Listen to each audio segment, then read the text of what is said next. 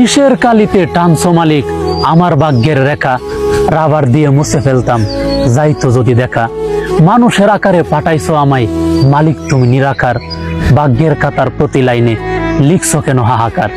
যেই ডাল ধরি সেটাই ভাঙে, পথ হারিয়েও নিরুপায়, মালিক তুমি দয়া করো আমি যে বড় অসহায়।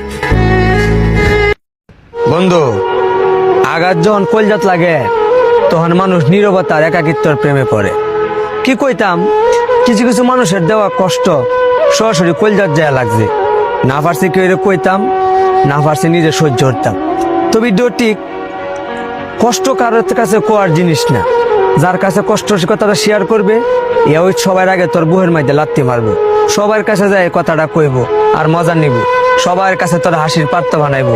যার কারণে বর্তমানে একলা আছি, খুব ভালো আছি, বর্তমানে শান্তি। শখের একটা আয়না পছন্দ করছিলাম, আয়নাটার দাম ছিল 25 টাকা। পকেটে হাত দেয়া দেখি আমার কাছে আছে 20 টাকা। 5 টাকা কামাই করতে করতে শখের আয়নাটা এখন অন্যের ঘরে।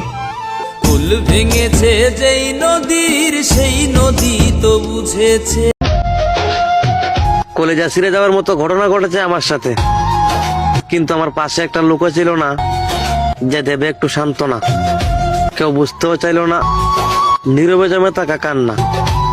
শুধু ভিজে যাওয়া বালিশটাই জানে আমার ভিতরে কতটা যন্ত্রণা।